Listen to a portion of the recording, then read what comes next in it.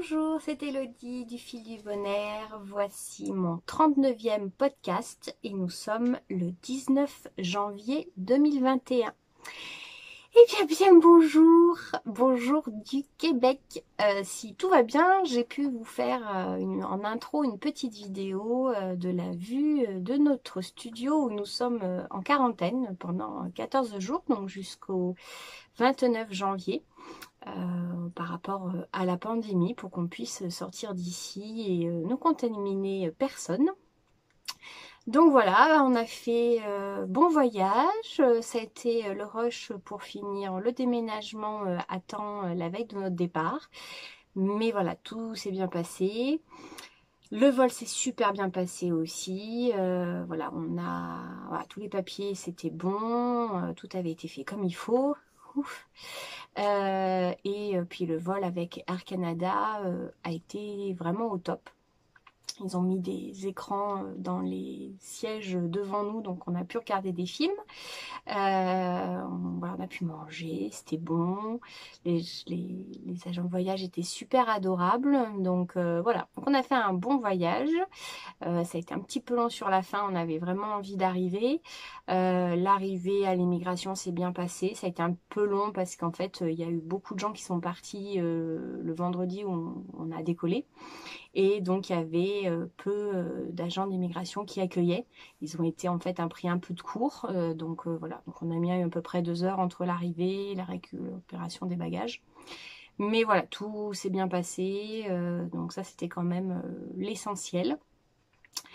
Et puis voilà, mes parents sont venus nous chercher à l'aéroport. Donc voilà, c'était très très chouette. C'était vraiment génial de pouvoir les revoir. Puis ils nous ont emmenés du coup directement au gîte où ben voilà, on a une super vue. Le lendemain où on est arrivé, il y avait une tempête de neige, donc ça a été aussi magique de découvrir ça. Là pour l'instant, on n'est pas encore équipé pour pouvoir sortir. On a le droit de sortir vraiment juste devant le studio, mais pour l'instant, voilà, on n'a pas l'équipement. J'ai voulu pour la vidéo donc d'intro marcher dans la neige pour pouvoir me rapprocher du Saint-Laurent, mais en fait on s'enfonce dans la neige et donc n'ayant pas de bottes, c'était pas possible. Donc voilà, donc du coup on a quand même hâte de pouvoir s'acheter du matériel. Heureusement ma famille m'a prêté des vestes pour moi et mon homme, donc je peux au moins sortir sans me les peler. Et voilà, puis je pense que quand on sortira de la quarantaine, voire même après le 8 février, parce que nous sommes en confinement ici à Québec jusqu'au 8, nous irons faire un tour dans les magasins pour pouvoir s'équiper. Voilà. Donc nous sommes super contents. Juste en petite remarque personnelle, j'ai perdu mon maquillage la veille de notre départ parce que c'était dans un sac et que je n'ai pas fait attention que j'avais posé le sac. Il est parti à la poubelle. Donc du coup je ne suis pas maquillée. Mes boucles d'oreilles, c'était le dernier truc que j'avais à ranger. Ça ne pouvait plus rentrer dans ma valise. Donc je les ai laissées en France où j'ai une amie qui va me faire un colis pour pouvoir me les renvoyer. Donc voilà, donc on est peinture nature. Voilà, et du coup je me suis dit, ben voilà, un petit peu, non pas un petit peu, un gros changement de vie. Donc j'avais envie, vous proposer, si ça vous disait, de me poser des questions. Aussi pour les nouveaux arrivants sur la chaîne et puis pareil pour les anciens aussi, vous qui me suivez depuis le début, si vous avez envie de me poser des questions, je ferai un petit questions-réponses sur le prochain podcast de la semaine prochaine. Donc n'hésitez pas à poser vos questions, que ce soit en commentaire sous la chaîne YouTube, sur Insta ou sur Facebook. J'y répondrai avec plaisir dans mon prochain podcast. Voilà. On va attaquer notre petit planning habituel. En cours, donc j'ai pu continuer mon Unbearable et puis je suis très contente parce que ça y est, j'ai fini. Alors attendez, non, le devant il est là. J'ai fini les 2 manches. Voilà. Donc ça le fait super raccord manche-corps. Alors là, je me suis personnellement gavée parce que d'habitude je n'y fais pas du tout attention. Donc là, j'ai plutôt bien géré mes quantités de fil. J'ai fini Alors, attendez, c'est que je m'occupe du portable en même temps, qui ne s'éteigne pas. J'ai fini le corps. Donc, il me reste pas beaucoup de fil. Hein. Je suis allée jusqu'à ce qu'il disait. Il me reste ça comme petit bout. Donc, vraiment, on va dire que j'ai été au bout de mon écheveau. Et j'ai décidé, comme les manches, je vous en avais parlé, de faire les côtes avec le rose. Voilà, donc ça se confirme que ça va être quand même très très sympa. Donc là je vais être un peu moins de la moitié. Je les ai attaquées hier les côtes. Donc il sera portable pour la semaine prochaine. Je ne pense pas que je vais arriver à le bloquer quand je le porterai pour la semaine prochaine parce que je n'ai pas de quoi le bloquer dans le studio. Donc je le porterai tel quel. Et puis je le bloquerai dans mon futur appart. Et comme ça, je pourrais faire aussi de jolies photos. Mais j'ai quand même déjà très très envie de le porter. Même s'il n'est pas bloqué. Même si les nounours sont un petit peu étirés de la gueule. Mais voilà, c'est pas grave. J'ai vraiment vraiment hâte de le mettre. Et donc voilà, je suis contente parce que ça sera mon premier ouvrage fini au Québec. Voilà, et puis je pense que je vais après m'attaquer à défaire une partie du pull Raven qui est pour mon papa. Je vais donc défaire la partie tricot parce que j'ai pu la montrer à mes amies tricoteuses avant de partir et effectivement la partie était beaucoup trop serrée, le deuxième dessin de jacquard. Donc je vais le défaire, cette partie-là. Et puis je vais reprendre en mettant sur un câble plus grand avec je pense au moins une des deux aiguilles plus large aussi parce que je pense que ça va m'aider à jouer sur la tension du fil. Parce que comme là on est en fingering, j'ai encore plus tendance à serrer. Je vais, je pense, essayer de bidouiller un peu avec la longueur de câble et une demi-taille d'aiguille différente sur les deux. Et puis voilà. En concentration, je vais m'occuper de ce jacquard-là. Et puis, en ouvrage, à côté des tentes, je sais pas trop encore ce que je vais faire. Ah si, ici, je suis bête. Je sais ce que je vais faire. Je vais faire une deuxième paire de guêtres pour ma maman. J'ai emmené 2 pelotes. Les 2 dernières qui me restent d'ailleurs, parce qu'en fait, je me suis débarrassée de toutes mes pelotes de laine. Donc, je n'en ai plus. Donc ça m'a fait rire parce que l'autre jour ma maman m'a demandé « Oh, tu pourras me faire des guêtres vertes, va falloir acheter de la laine. » Oh, c'est con, c'est très très couillon parce que je n'ai plus de pelote et que je n'ai pas avec moi, parce que la laine que j'ai avec moi c'est pour des ouvrages précis et donc je n'ai malheureusement pas de laine pour lui faire des guêtres. Donc il va falloir que j'aille en magasin ou que je commande des pelotes. Donc voilà, ce sera mon projet je pense zéro cerveau. Voilà pour l'encours en tricot. Je vais vous montrer en même temps mon encours crochet. J'ai attaqué hier parce que j'avais très très envie de commencer ce projet-là. Mes pelotes se sont barrées. De faire le bonnet simplissime. Je crois que je vous en avais parlé la semaine dernière avec les laines de la Fée Ballot et un modèle de la Fée Ballot. Le simplissime. Donc j'avais trop envie de m'y mettre. Donc j'ai attaqué ça comme projet hier. Donc je vous montre. Je suis à un peu plus de la moitié de l'ouvrage. Voilà. Donc, alors c'est génial parce qu'en fait là, elle nous fait travailler un point crochet tunisien, mais point tricot. Donc ça nous fait vraiment un visuel comme si c'était du tricot. Exactement comme un jersey.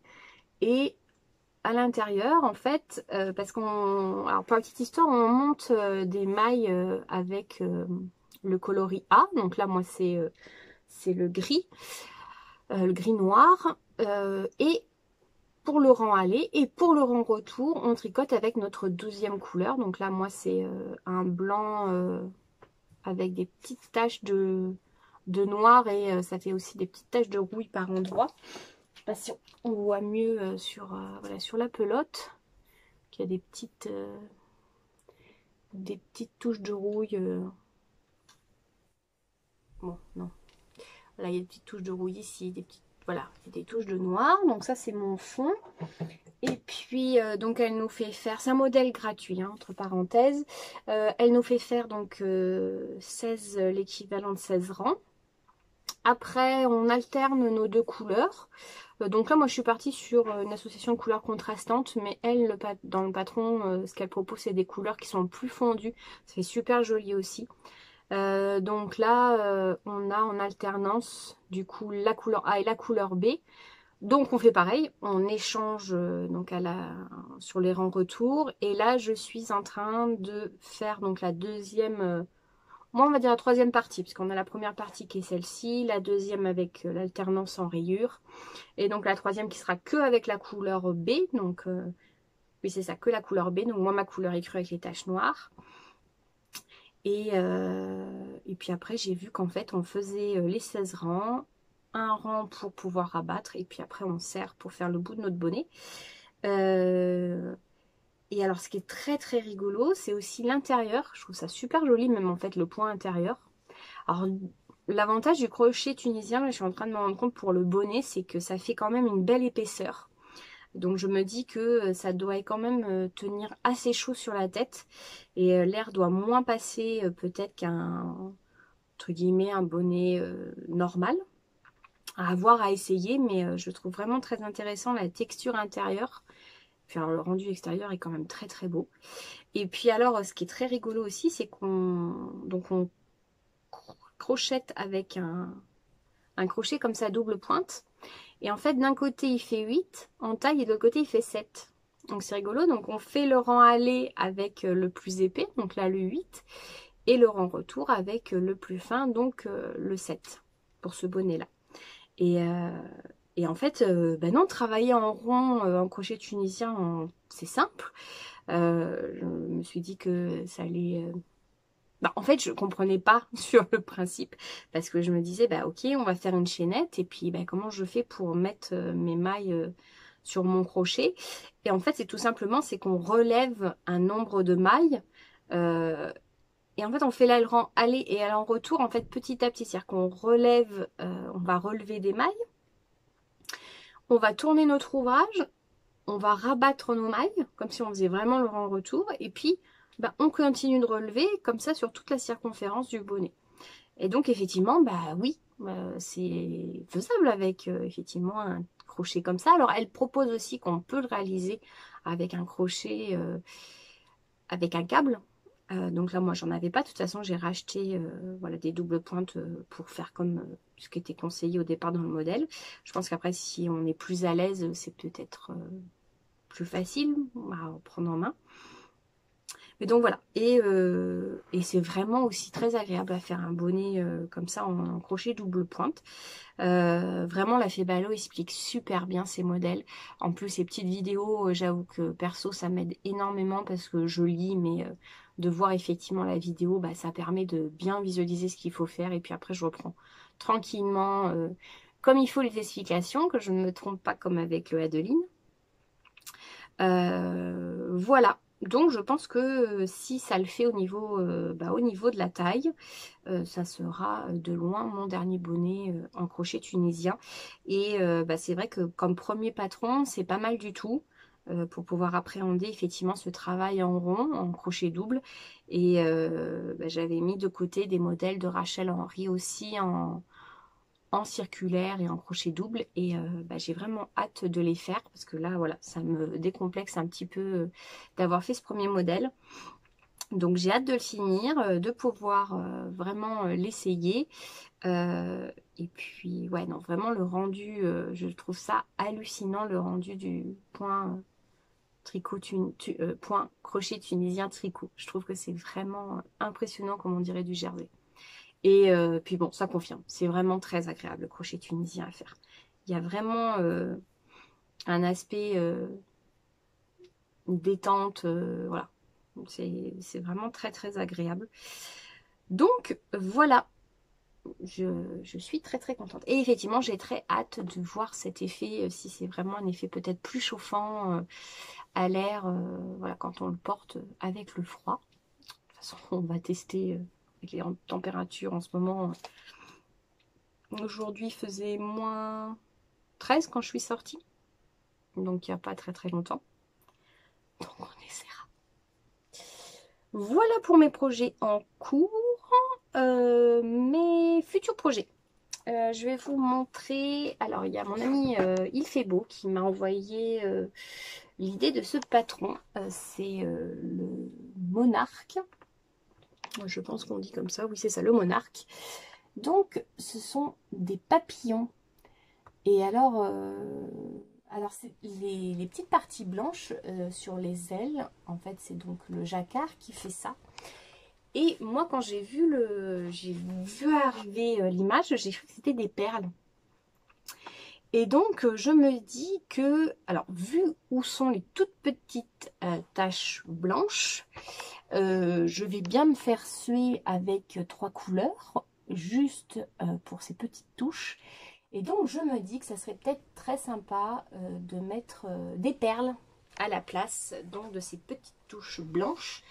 Donc après, à voir avec la laine que j'utiliserai pour faire ce modèle là, mais pourquoi pas choisir une couleur très contrastante pour les perles et donc ne faire le jacquard qu'en 2 couleurs et à l'endroit des petites mailles blanches et faire l'incrustation d'une perle. Je me dis que ça peut être sympa aussi et moi me faciliter entre guillemets le travail du jacquard, de me concentrer vraiment que sur les 2 couleurs pour l'attention et tout ça, ce qui est encore toujours pour moi un gros travail de concentration, donc je me sens pas encore prête à passer à 3 couleurs, mais je me dis que ça peut être un effet aussi sympa d'avoir des petites touches peut-être en relief et un peu brillantes pour faire la pointe des ailes. Et donc c'est un modèle de Jamie Hoffman. Il est payant sur Ravelry. Le modèle est à 6,91 € ou 8 $. En dollars canadiens, je ne sais pas ce que ça fait, mais en dollars US, il est à 8 $ parce que c'est marqué ainsi sur Ravelry. Voilà, c'est en fingering. C'est pas déjaugé, on est sur une taille normale. Donc voilà, donc ça va être un futur projet tricot. Et l'autre modèle que j'aimerais beaucoup faire, c'est le modèle Fleur de Espace Tricot, qui a fait un châle avec des bubbles. Donc elle a fait un modèle, donc elle présente un modèle juste uni, avec des bubbles, qui est très joli, classique, tout doux. Donc on est vraiment juste sur cette légère apparence de bubble sur le relief. S'il veut bien me lancer la photo pour que je vous montre. Voilà.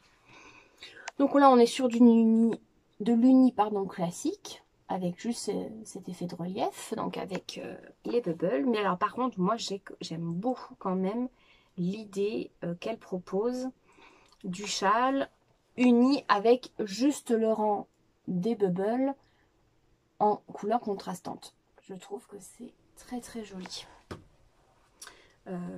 En photo, on va vous montrer sur l'uni. Je vais vous montrer sur l'uni.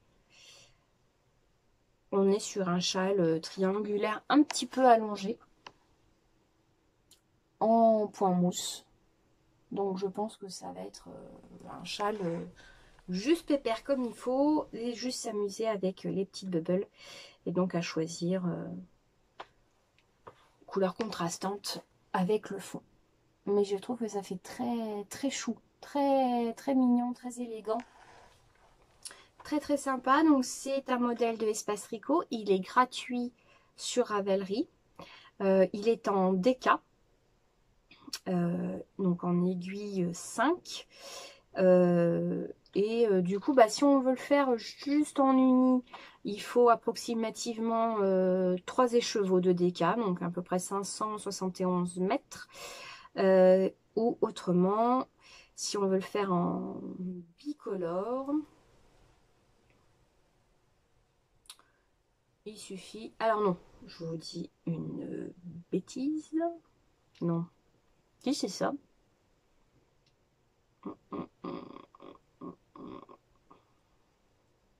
C'est étrange comment c'est expliqué. Ah ben non, parce que ça doit être l'un ou l'autre.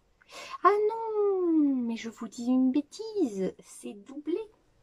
C'est doublé. Donc c'est doublé avec un fil DK normal, 100% mérinos, avec un petit fil de soie, de mohair, pardon.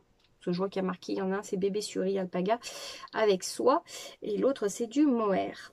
Donc en fait, il est doublé. Voilà, il faut 2 fils. Donc la couleur nature unie, il faut 3 écheveaux, donc à peu près 771 mètres en DK, avec une pelote de 300 mètres au 50 grammes. Donc on le double. Ou alors, après, pour donc l'autre modèle, il faut 2 écheveaux, donc à peu près... Ah non, l'autre version, elle est en fingering, celle qui est bicolore, qui me plaît beaucoup. En fait, il faut 2 écheveaux de fingering, donc on a 595 mètres, pardon, et ben, à peu près l'équivalent en mohair. Mais du coup, elle donne pas la taille pour la petite couleur contrastante. Donc, ça ne doit pas consommer non plus énormément. Ou c'est peut-être marqué un peu plus en détail dans le patron. Mais bon, voilà, je pense que ça consomme pas non plus des masses pour la partie bubble. Donc, à voir. Mais voilà, petit modèle qui me plaît bien. Donc, ça sera de futurs projets. Voilà. Et puis... Ah, bah, je voulais vous montrer la fibre que j'avais emmenée à filer avec mon fuseau pendant la quarantaine. Mais en fait, je n'ai pas préparé le sac. Il est là-bas dans le bordel de la valise. Donc, je vous montrerai ça la semaine prochaine. Voilà. Ça vous fera une autre petite chose à vous montrer pour la semaine prochaine. La fibre que j'avais emmenée et le fuseau que j'avais emmené. Voilà.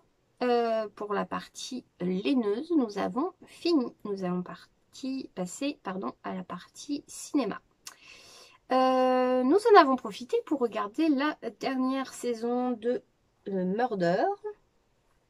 On avait regardé donc les 4 premières saisons. La dernière saison est apparue...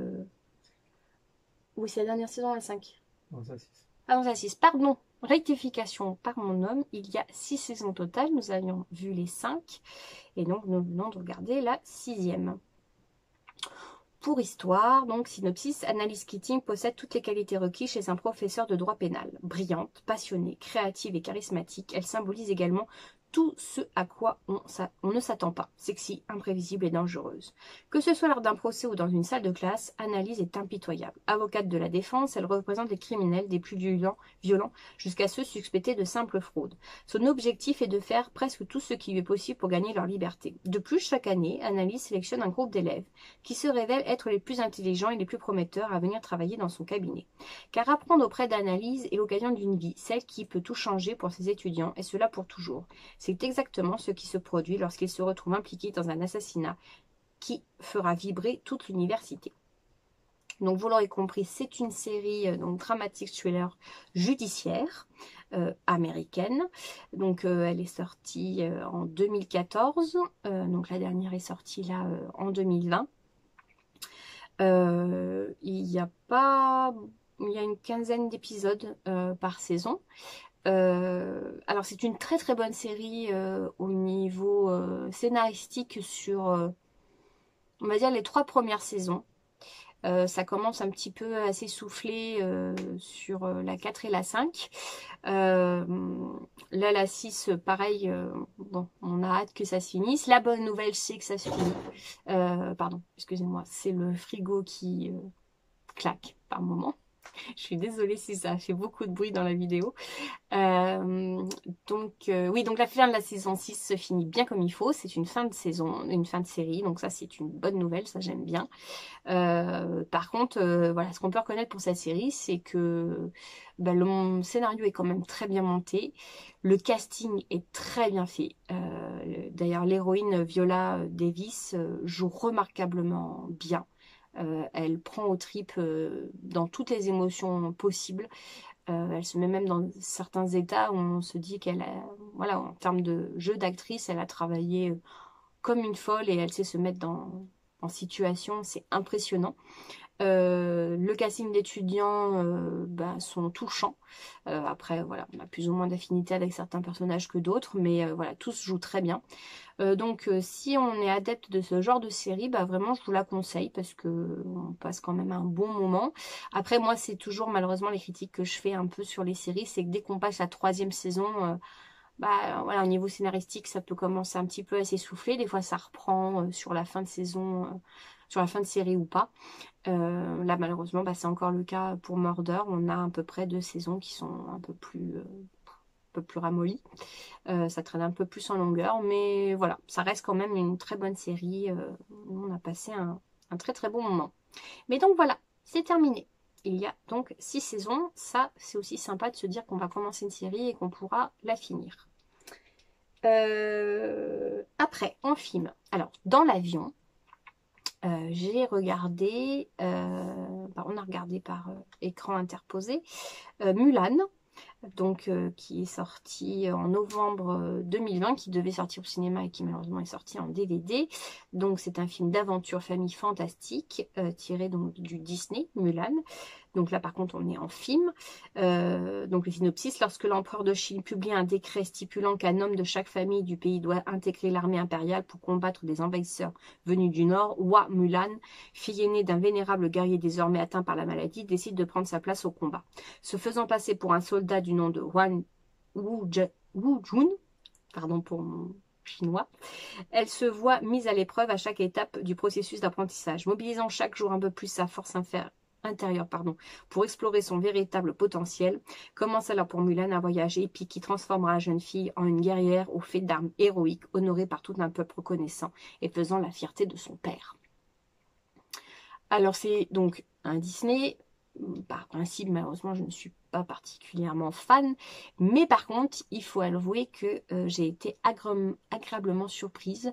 Parce qu'en fait, ils ont fait un film vraiment inspiré des films asiatiques, chinois.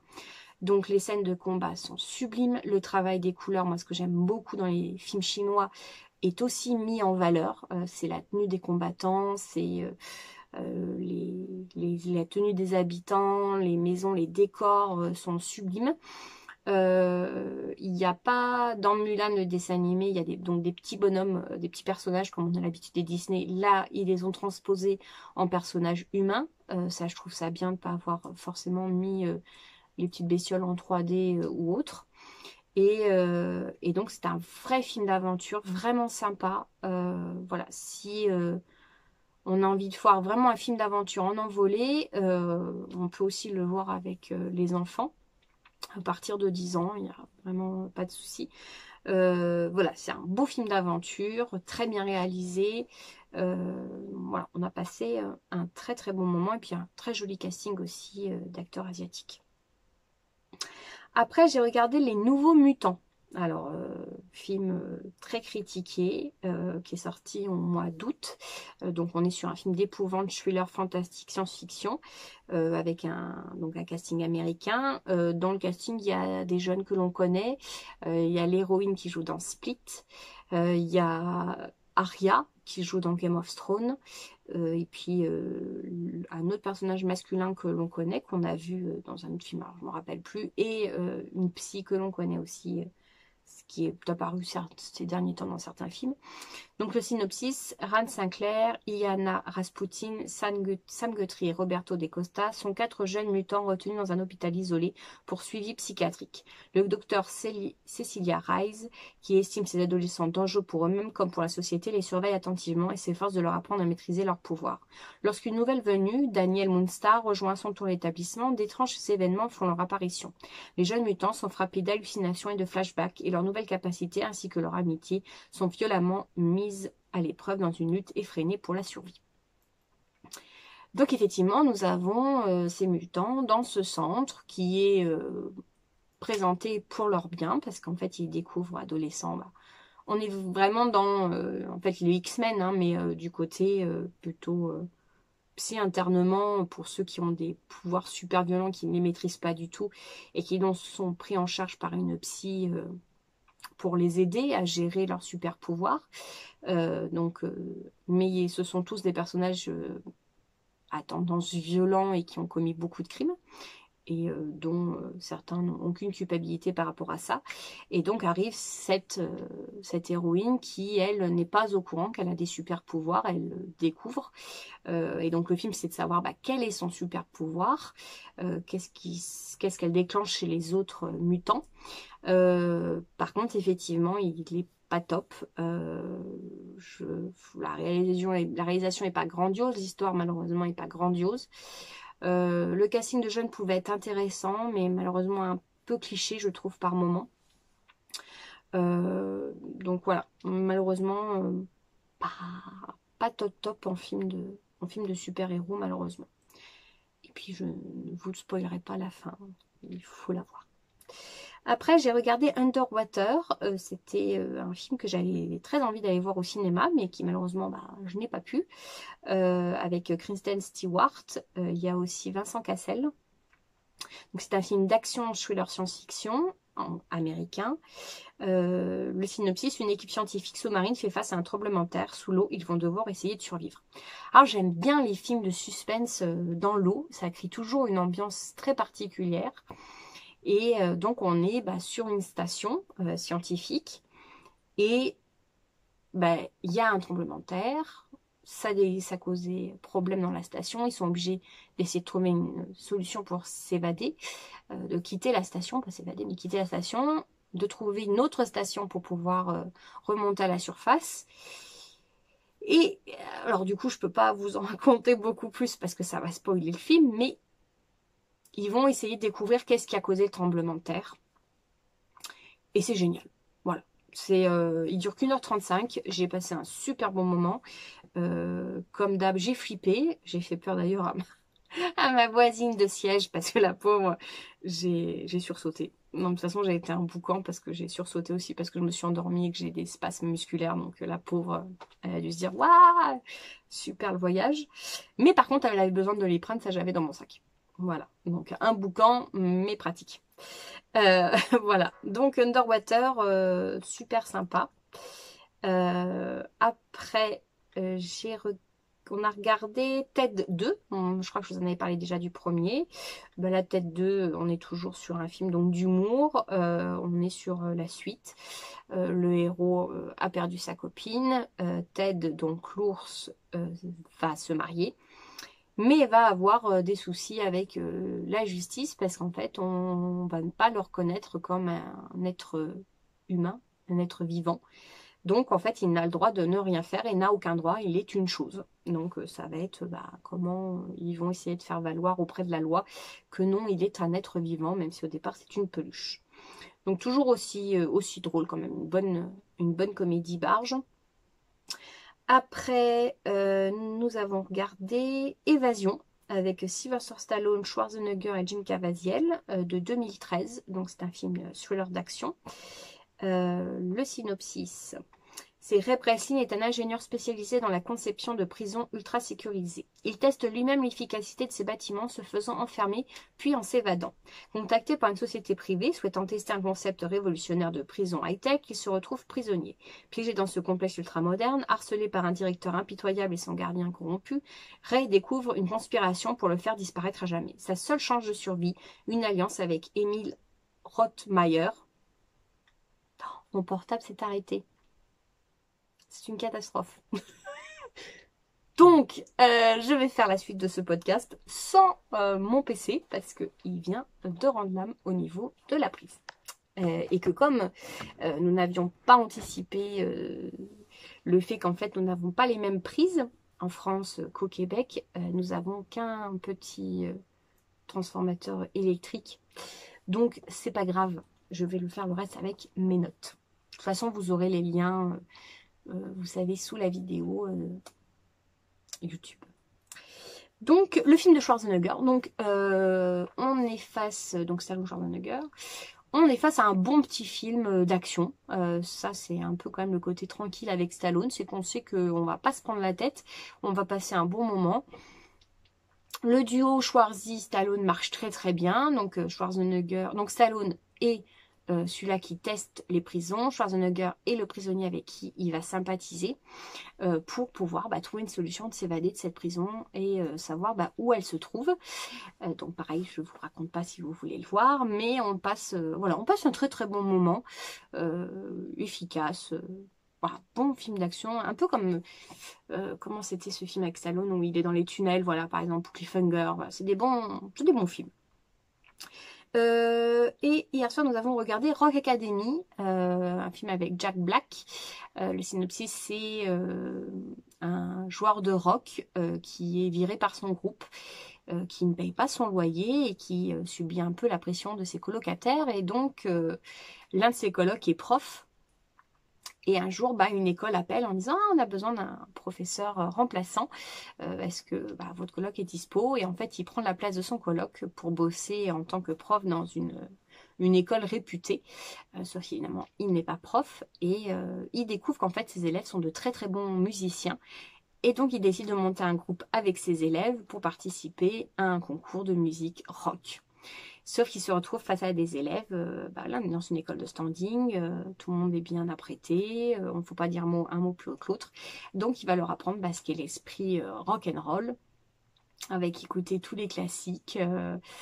Donc moi j'en avais gardé un super souvenir. En fait ça a un côté quand même un peu ringard, ça n'a pas super bien vieilli.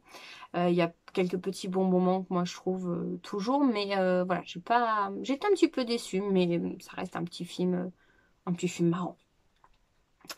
En podcast, j'ai regardé le dernier de Thibaut Tricostérone. Voilà, toujours aussi agréable à regarder.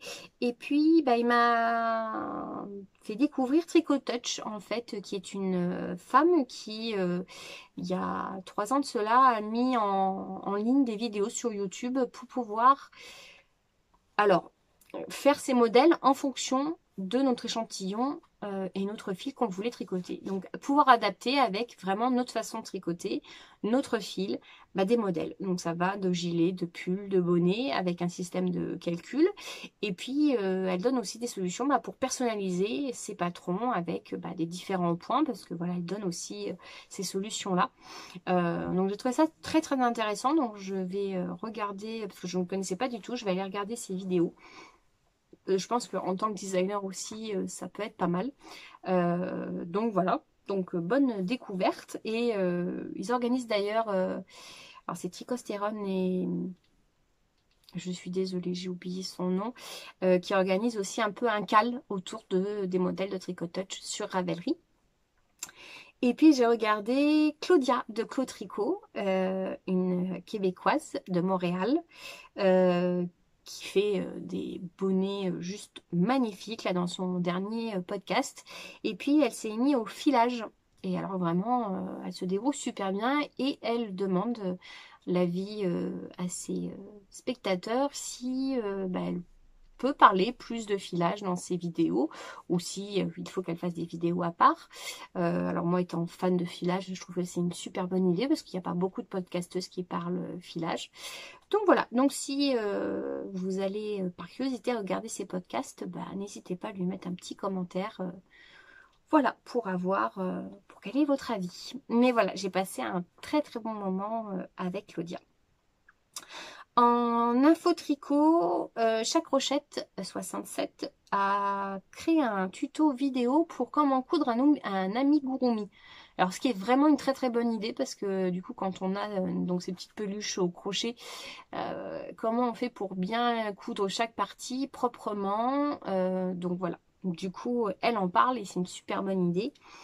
Les petites potions à organiser, j'ai découvert ça aujourd'hui, un challenge qui s'appelle le Licorne Challenge. C'est pour élire les licornes de l'année. Donc d'après ce que j'ai compris, on s'inscrit avec l'ouvrage qu'on va faire ou qu'on est en train de faire sur l'année. Il y a un système de points en fonction si on utilise des laines colorées, je crois par rapport au type d'ouvrage. Et puis après, il y a des lots à gagner et puis élire la licorne. Je crois qu'il y a la licorne la plus colorée, la licorne qui tricote le plus. J'ai trouvé ça très très rigolo. Voilà. En point entreprise, bah, je vais reprendre le test du thérapie que j'avais dû mettre de côté à cause du déménagement. Par contre, je me suis rendu compte que sur mon PC portable, parce que j'avais un ordinateur fixe que je n'ai plus, je n'avais pas tous les logiciels qu'il me fallait. Donc je vais solutionner ça pendant la semaine pour pouvoir continuer le test. Et puis je vais reprendre aussi mon design de pull tricot-crochet. Voilà. Et puis bah, plus personnellement, je voulais vous demander si vous connaissez des marques de laine, que ça soit autant des marques industrielles que des petites designeuses, des petites teigneuses québécoises. Je connais Urso, je connais Minouchart en filet main, et Riverside Studio aussi en marque québécoise, canadienne, je ne sais plus précisément. Mais voilà, si vous avez des noms à me conseiller, bah, ça sera la bienvenue.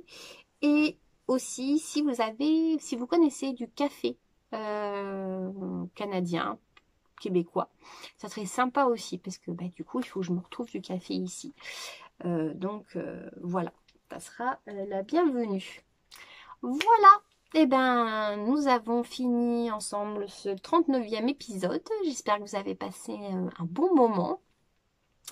Et puis, ben, prenez soin de vous, prenez soin des vôtres, faites-vous du bien, c'est important, faites des choses qui vous plaisent, mangez bien, voilà, faites-vous plaisir. Et puis, ben, je vous dis à la semaine prochaine. Et puis voilà, n'hésitez pas pour le prochain épisode à me poser les questions que vous souhaitez. Voilà, à la semaine prochaine. Bye bye.